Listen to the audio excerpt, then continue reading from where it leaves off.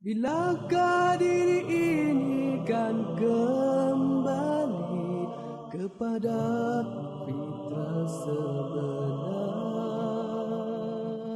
Pagiku ingat, petangku alpa, begitulah silih berganti. A'udzubillahi minasyaitonirrajim. Bismillahirrahmanirrahim. Astaghfirullah rabbi wa atubu ilaih.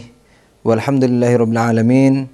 Summa salatu wassalamu ala asyrafil anbiya'i wal mursalin, habibina wa habibi rabbil alamin, Abil Qasim Muhammad wa ala alihi at-tayyibin at-tahirin al-ma'sumin al-muntajabin. Amma ba'du. Assalamualaikum warahmatullahi wabarakatuh. Para pemirsa yang budiman di mana saja Anda berada, semoga Allah selalu memberikan perlindungannya kepada kita dari segala macam mara bahaya, bahaya godaan setan, baik yang berupa jin atau yang berupa manusia. Melindungi kita insyaallah dan para pemirsa sekalian dari mara bahayanya, tipu dayanya. Termasuk semoga Allah memberikan perlindungan kepada kita dari ancaman yang bukan hanya bersifat batiniah, kalbiyah atau hati, tapi juga berupa pengamanan lahiriah insyaallah taala. Sehingga di mana saja Anda berada, begitu juga kami, semoga selalu dilindungi Allah dari penganiayaan mereka. Amin ya rabbal alamin. Dan tidak lupa semoga para pemirsa selalu segar dalam menatap hari-hari, dalam menatap waktu-waktu yang akan dilalui, dan tetap memelihara optimisme dalam diri sejauh apapun sifat buruk yang kita miliki. Jangan berputus asa, jangan berkata bahwa itu sudah sampai kepada tingkatan substansi. Jangan berkata bahwa itu merupakan karakter saya, sudah tidak bisa dirubah. Jangan sampai berkata begitu. Karena dosa yang paling besar, wahai para pemirsa sekalian, adalah putus asa. Jadi dosa yang termasuk paling besarnya dosa adalah putus asa dari rahmat Allah. Dan oleh karena itu, yang berputus asa ini banyak mudaratnya. Di samping dosanya itu banyak sekali efek-efek yang akan mencorai kehidupannya. Karena dia tidak akan, jangankan berubah, berpikir untuk berubah saja sudah tidak akan ia lakukan. Dan ini merupakan kesalahan dan kekeliruan yang sangat besar, wahai para pemirsa. Oleh karena itu jangan sesekali merasa putus asa terhadap dosa yang telah menggelisahkan kita. Dan begitu pula bahayanya juga orang yang merasa yakin bahwa dia selalu dalam kebenaran, ini juga berbahaya, saudara. Jadi bukan hanya yang putus asa daripada keburukan yang berbahaya, tapi putus asa dalam bentuk semangat dalam kebaikan lahiriahnya, kebaikan itu juga tidak kalah bahayanya. Karena banyak kebaikan yang kita kira itu merupakan kesalahan di hadapan Allah Subhanahu wa taala. Kita merasa iman kita sudah benar, salat kita sudah benar, zakat kita sudah benar, puasa kita sudah benar, akhlak kita sudah benar, kesuamian kita sudah benar, atau keistrian kita sudah benar, atau keguruan kita sudah benar, atau kemuridan kita sudah benar, ketetanggaan kita sudah benar. Nah, ini sangat berbahaya. Oleh karena itu kita harus menjaga antara dua keadaan ini. Kita jaga supaya tidak putus asa dalam keburukan kalau masih ada untuk berubah. Kita juga tidak boleh meyakini 100% dalam artian tanpa koreksi terhadap kebaikan yang kita kira, yang kita sangka, yang kita yakini, sekalipun dengan argumentasi. Jadi mesti harus dicek lagi, recheck dan recheck, begitu seterusnya. Sehingga kita tidak punya kesempatan, setan juga tidak punya kesempatan untuk memberikan was-was kepada kita, bisikan-bisikan supaya kita menjadi sombong. Karena memang kenyataannya kita nggak punya apa-apa untuk menjadi sombong. Kebenaran yang kita punya ini sangat relatif. Jadi harus selalu diperiksa setiap saat. Setiap kesempatan kita harus melakukan introspeksi kepada diri kita.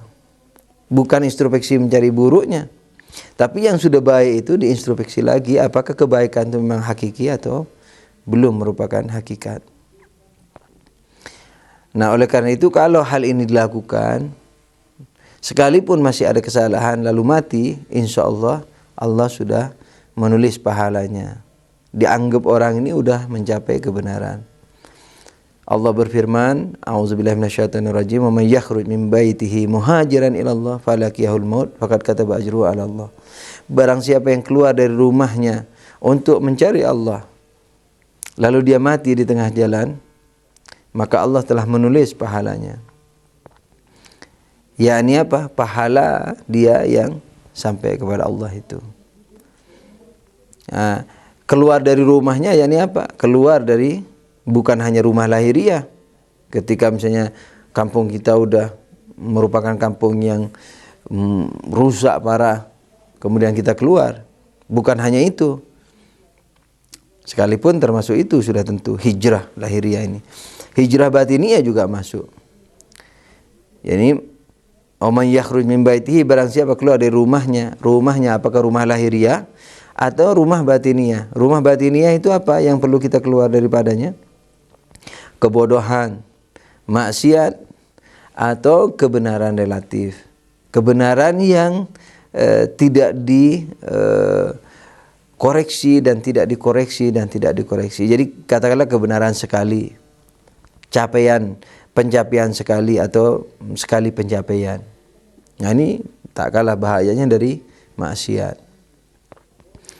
Jadi oleh karena itu semoga Allah memberikan daya kepada kita di samping supaya kita mengoreksi kesalahan-kesalahan kita yang memang nampak dalam diri kita dengan jelas dapat dibangun argumentasinya bahwa hal ini salah.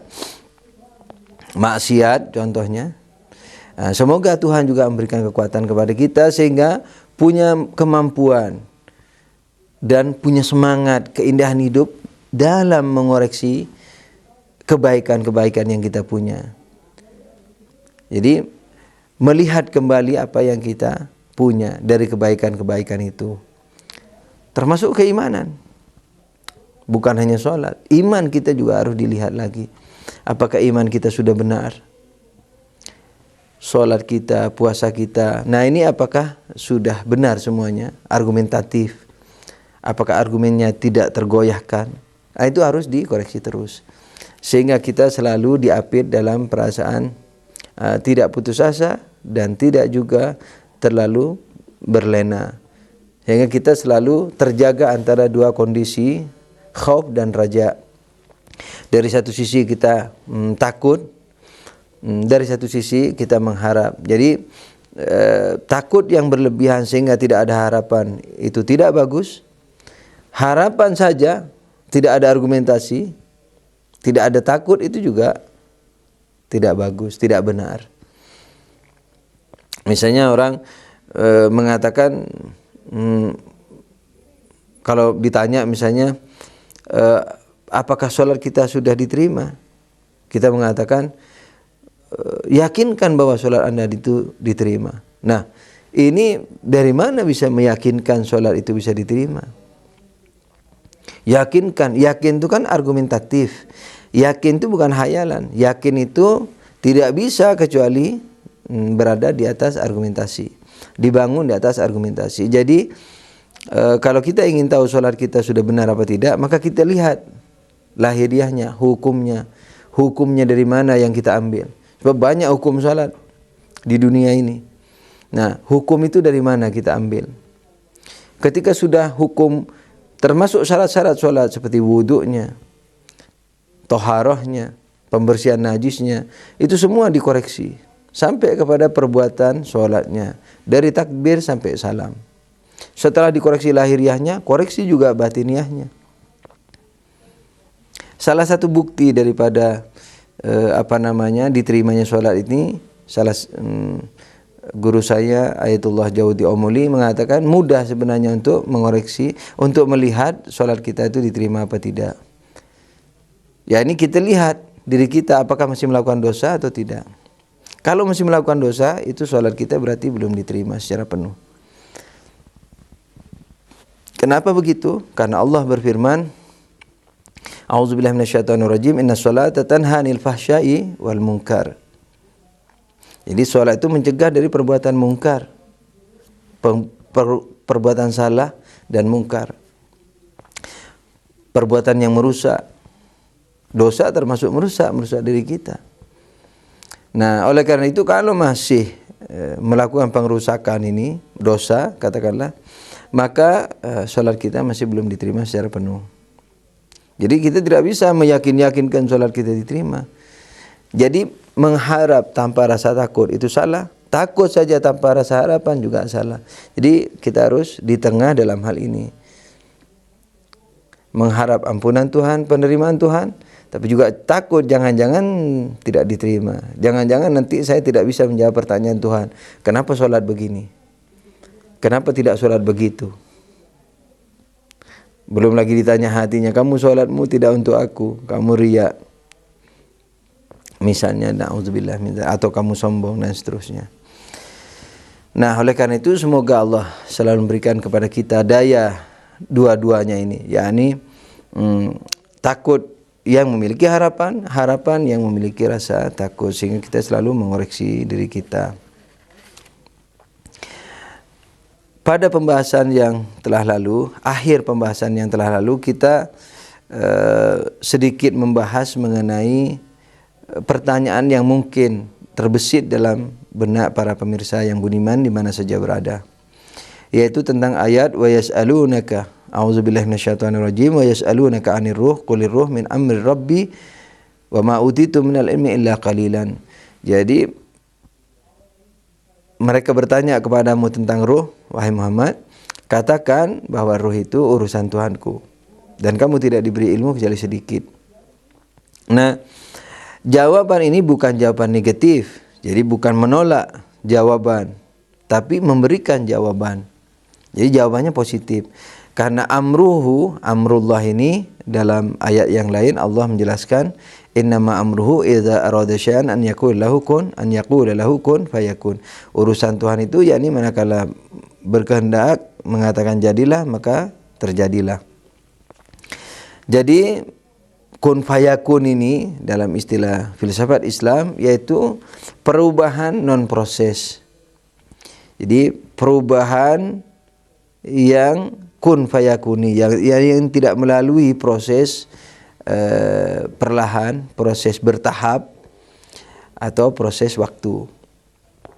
Jadi dalam salah satu tafsiran ayat ini, yakni wa yas'alunaka 'anir ruh, itu salah satu tafsiran mengatakannya seperti ini. Mereka bertanya kepadamu tentang ruh, wahai Muhammad, katakanlah kepada mereka bahwa ruh itu adalah non materi.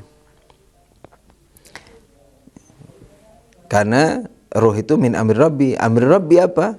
Kun fayakuni. Ini kejadian yang tidak memakai proses waktu. Oleh karena itu dia adalah apa?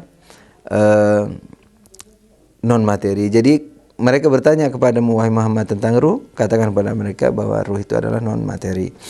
Dan kamu, yakni umat Rasulullah, tidak diberi ilmu kecuali sedikit. Nah, ini juga kadang-kadang ditafsirkan bahwa kamu tidak diberi ilmu kecuali sedikit, yakni sedikit ilmumu, tidak perlu tahu tentang ruh. Nah, berarti kalau kita tahu tentang ruh banyak ilmuku. Tidak benar. Jadi sebagian orang mengatakan kamu tidak boleh tahu deh tentang ruh karena ilmumu sedikit. Nah, berarti kalau kita tahu tentang ruh, ilmunya banyak berarti. Yakni dibanding Tuhan. Kan tidak begitu. Jadi ilmu Tuhan tidak terbatas para pemirsa. Jadi sekalipun kita tahu tentang ruh sedetail apapun, itu masih sedikit. Karena ilmu Allah tidak terbatas. Jadi kita boleh, bahkan harus dalam tinjauan filosofis, dalam tinjauan akhlak juga harus mengenal ruh ini. Jadi sebelum kita membahas yang diidamkan oleh masyarakat muslimin umumnya tentang mana baik mana buruk, kalau hanya itu yang diketahui, maka tidak akan banyak manfaatnya. Kita harus tahu diri kita dulu, dan kita harus tahu akhlak itu apa. Dan kita sudah katakan bahwa akhlak jama' atau plural dari khuluq. Nah, dan khuluq itu adalah karakter yang dalam istilah lain dalam akhlak dikatakan telah menjadi karakter malaka. Kalau dalam filsafat boleh dikatakan menjadi substansi, sudah menjadi substansi manusia. Begitu.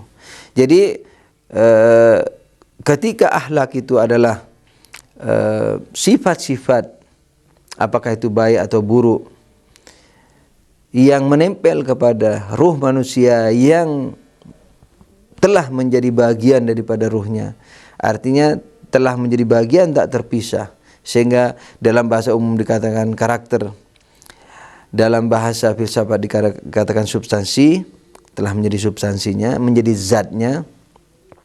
Nah, karena akhlak itu seperti itu, maka kita wajib secara akal mesti mengetahui ruh kita, keadaan ruh kita, zat ruh kita, hakikat ruh kita itu seperti apa. Karena ini yang nanti akan menerima sifat-sifat itu. Apakah sifat itu masih berupa sifat atau akan menjadi substansi atau menjadi zat. Nah, jadi kita secara akal itu sudah seharusnya kita mengerti tentang hakikat daripada ruh manusia. Seperti Anda kalau ingin mewarnai rumah, menghiasi rumah, Anda bisa mewarnai rumah atau menghias rumah atau memilih model rumah manakala Anda mengenal rumah itu. Ini apa arti rumah? Kalau Anda belum tahu atau kita belum tahu arti rumah itu apa, maka tidak banyak berguna membahas warna rumah, bentuk rumah. Jadi manakala kita tidak tahu bahwa rumah itu istilahnya tempat istirahat kita, tempat berteduh kita, tempat kenyamanan ruhaniyah kita.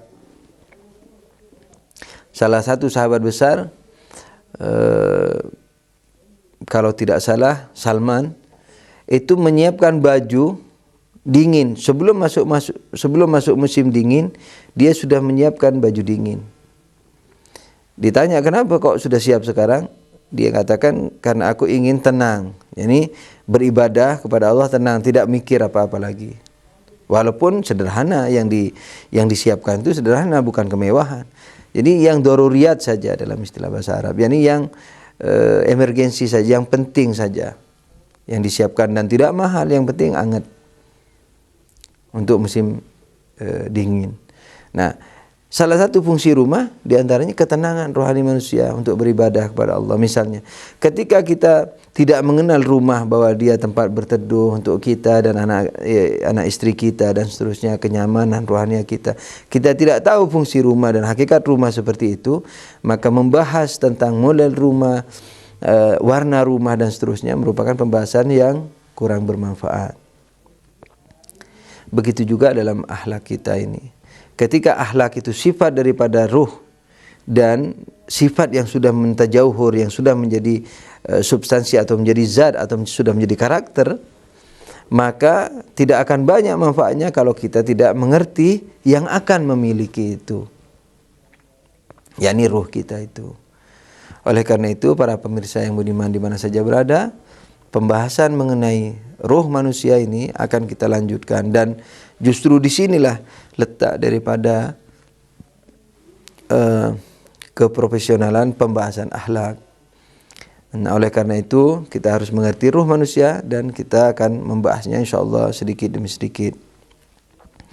Dan mudah-mudahan para pemirsa sabar, bersemangat, dan meresapi pelajaran-pelajaran ini sehingga bermanfaat bagi kita sekalian di dunia dan di akhirat kelak. Amin ya rabbal alamin.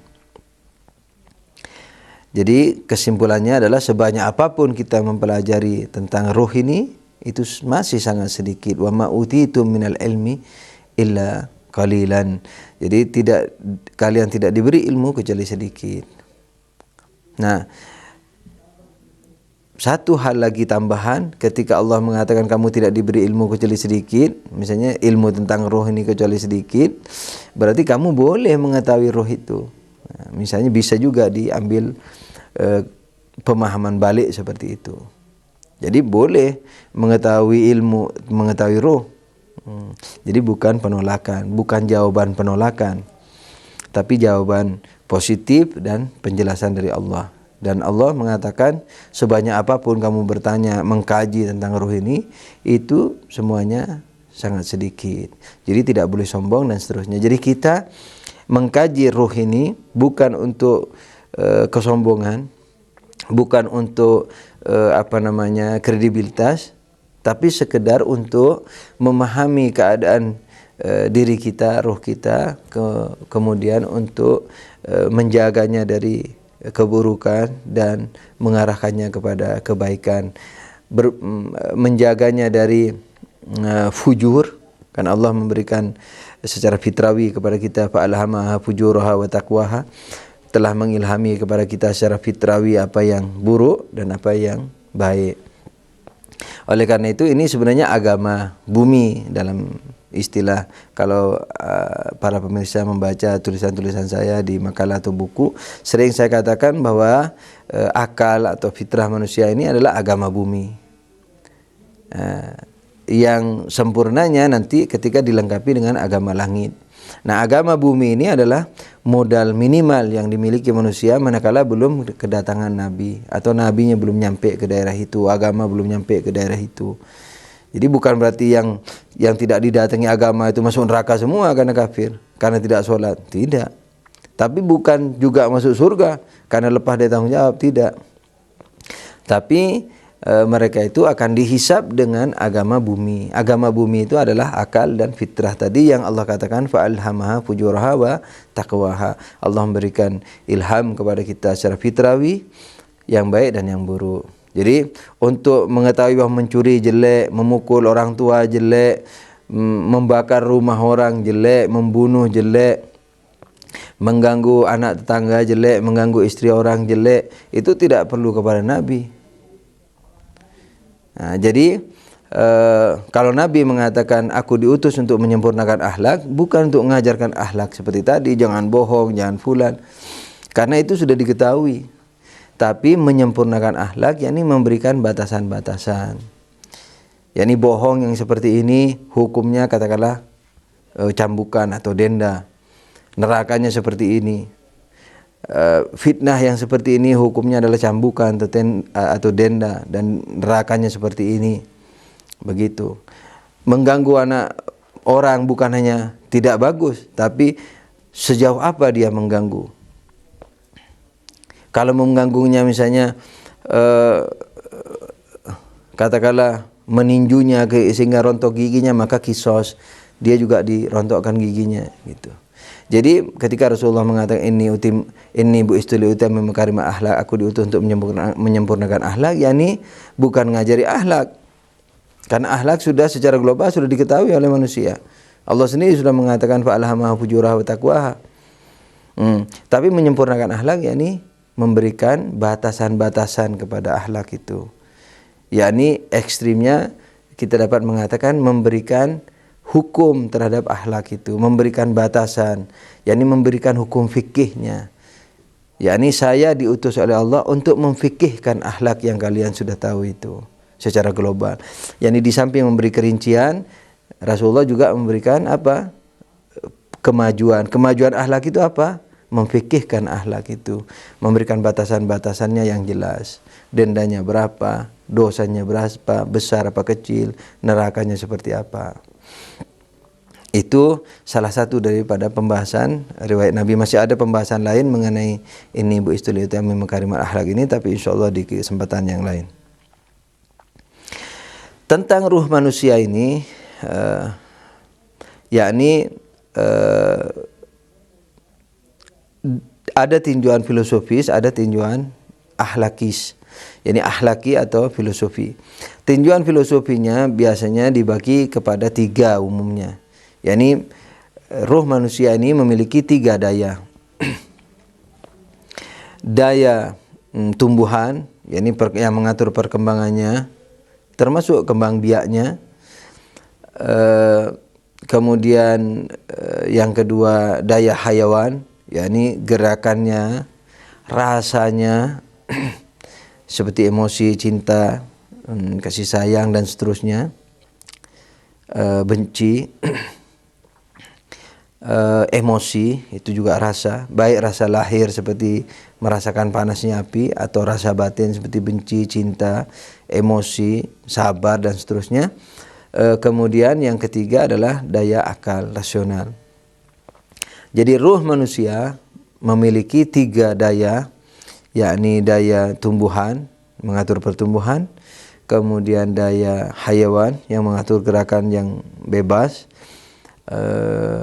dan rasa, begitu juga daya rasional. Saya sering juga menyisipkan, walaupun ini mungkin kurang bermanfaat kecuali dalam pembahasan-pembahasan kubur sebagaimana telah disebutkan tadi, yaitu daya tambang. Sebenarnya para filosof juga mempercayai ini daya tambang, karena yang mengatur putaran-putaran atom badan, detak jantung dan seterusnya itu adalah roh juga.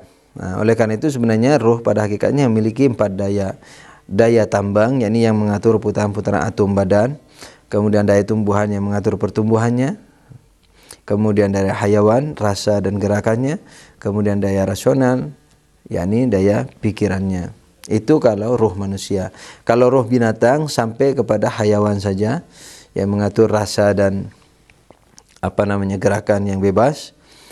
Kalau pohon sampai kepada daya tumbuhan saja, yakni dia hanya berkembang saja, gerakannya tidak ikhtiar, tidak ikhtiari, tidak punya rasa juga sebagaimana rasa yang dipunyai oleh binatang. Marah, kasih sayang, cinta. Binatang menyintai anaknya, mengasihi anaknya. Marah kalau diserang oleh binatang lain dan seterusnya, tapi pepohonan tidak memiliki itu. Dia hanya daya tambang dan daya rohnya itu hanya memiliki daya tambang dan daya pertumbuhan saja. Sementara bebatuan, air dan seterusnya hanya memiliki daya tambang, tidak memiliki daya tumbuhan. Oleh karena itu tidak berkembang.